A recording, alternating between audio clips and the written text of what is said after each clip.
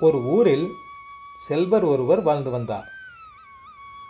அவர் எப்போது சந்தைக்கு போனாலும் ஏதாவது உணவுப் பொருட்களை வாங்கி வருவார். வீட்டுக்கு வந்து அமைதியாக உட்கார்ந்து அதனை ருசித்து சாப்பிடுவார்.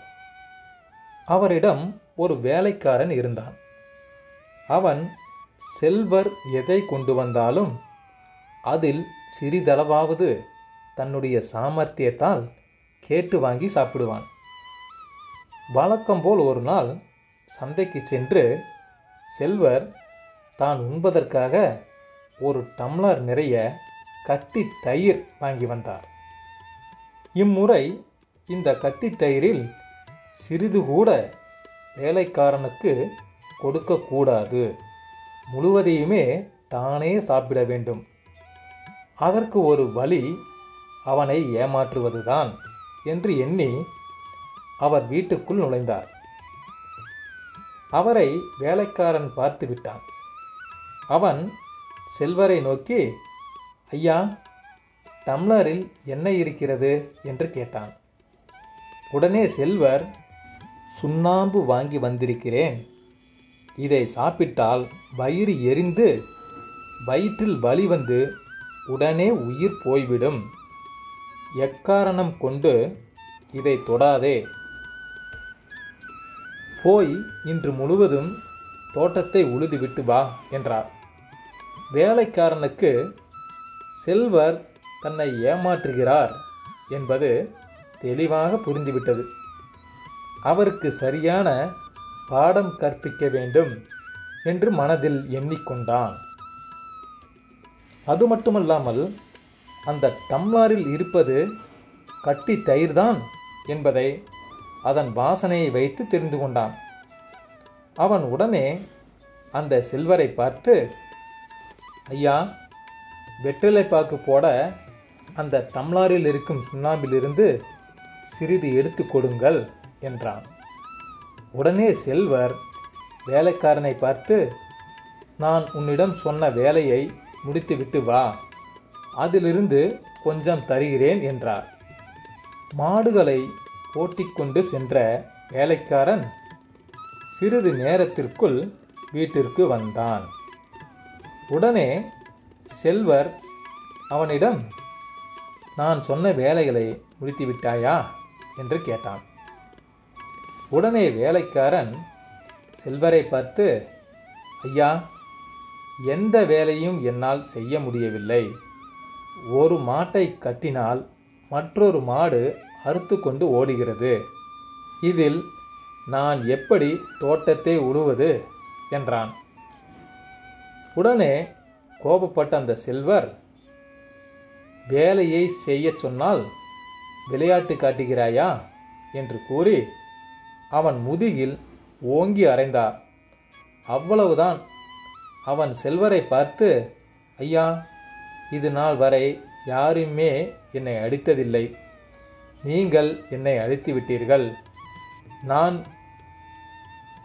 இனி உயிர் வாழ்ந்து எந்த பயனும் இல்லை, அந்த சுண்ணாம்பை குடித்து என் உயிரை விட்டு விடுகிறேன் என கூறிவிட்டு சமையலறைக்குள் ஓடினான். டேய், குடிக்காதே என்று அந்த செல்வர் அவன் பின்னாலே கத்திக்கொண்டு வந்தார். அதற்குள் அந்த டம்ளரில் இருந்த கட்டித்தயிர் முழுவதையும் அந்த வேலைக்காரன் குடித்து விட்டான். வேலைக்காரனை ஏமாற்ற நினைத்து தானே முடிவில் ஏமாந்து விட்டேனே என்று செல்வர் மனதில் கூறிக்கொண்டு அங்கிருந்து நகர்ந்தார். நீதி: பிறரை ஏமாற்ற நினைப்பவன் முடிவில் தானே ஏமாந்து போவான். எனவே யாரையும் ஏமாற்றக்கூடாது. அடுத்த கதை. ஒரு நாள் யமதர்மன் ஒரு மனிதனிடம் வந்து சொன்னான், மனிதா, இன்று உன்னுடைய வாழ்க்கையின் கடைசி நாள். மனிதன், ஆனால் நான் உன்னுடன் வர தயாராக இல்லை. யமதர்மன் சொன்னான், நல்லது, இன்று உன்னுடைய பெயர்தான் பட்டியலின் முதலில் உள்ளது. சரி, நீங்கள் இருக்கையில் உட்காருங்கள், நாம் இருவரும் புறப்படுவதற்கு முன்பு ஒரு காஃபி சாப்பிட்டு விட்டு போகலாம். யமதர்மன், சரி, அப்படியே செய்யலாம். அந்த மனிதன் யமதர்மனுக்கு தூக்க மருந்து கலந்த காஃபி கொடுக்கிறான்.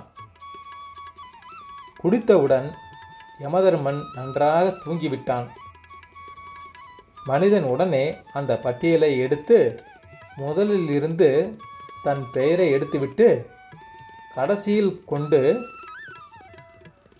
எழுதி வைத்தான். யமதர்மன் தூக்கத்திலிருந்து எழுந்தவுடன் அந்த மனிதனிடம் சொன்னான், நீ என்னிடம் மிகவும் நன்றாக அன்பாக நடந்து கொண்டாய். அதனால் நானும் உனக்காக என்னுடைய முடிவை மாற்றிக்கொண்டேன். என்னவென்றால், பட்டியலின் மேலிருந்து இல்லாமல் பட்டியலின் கீழிருந்து உயிர்களை எடுக்க முடிவு செய்துள்ளேன் என்றான். கதையின் நீதி: எல்லாம் விதிப்படிதான் நடக்கும். நீ எவ்வளவு முயற்சி செய்தாலும் கூட.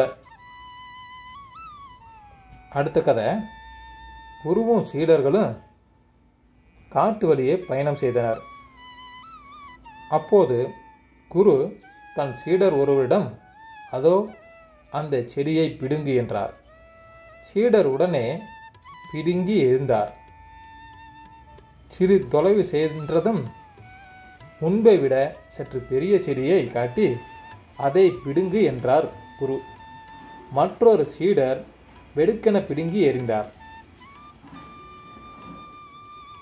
கொஞ்ச தூரம் குருவும் சீடர்களும் நடந்தனர். இப்போது குரு ஒரு சிறிய மரம் அளவுக்கு வளர்ந்த செடியை காட்டி பிடுங்கு என்றார். முதலாமவர் முயன்றார், முடியவில்லை. மற்றொரு சீடர் முயன்றார், முடியவில்லை. இப்படியே எல்லா சீடர்களும் முயன்று முடியவில்லை. எங்களால் முடியவில்லை என்றனர். குரு சொன்னார், பிரச்சனைகளும் இந்த செடியைப் போலத்தான் என்று. புரியாத சீடர் ஒருவர், அதெப்படி செடியும் பிரச்சனையும் ஒன்றாகும் குரு என்றார். சிரித்தபடியே, சிறிய செடியை உங்களால் பிடுங்க முடிந்தது, ஆனால் சற்று பெரியதான செடியை பிடுங்க முடியவில்லை. அதுபோல பிரச்சனைகள் சிறியதாக இருக்கும்போதே தீர்த்துவிடலாம், வளராவிட்டால் ஒன்றுமே செய்ய முடியாது என்றார். அதனால் நண்பர்களே, பிரச்சனைகள் சிறிய அளவில் இருக்கும்போதே அதை நாம் தீர்த்து கொள்ள வேண்டும். அது வளர்ந்து விட்டால் நாம் அதை சரி செய்ய இயலாது. இன்னும் நிறைய கதைகளை பார்க்கலாம். லைக் பண்ணுங்கள், கமெண்ட் பண்ணுங்கள், ஷேர் பண்ணுங்கள். மறக்காமல் நம்ம சேனலை சப்ஸ்கிரைப் பண்ணிடுங்க. நன்றி நண்பர்களே.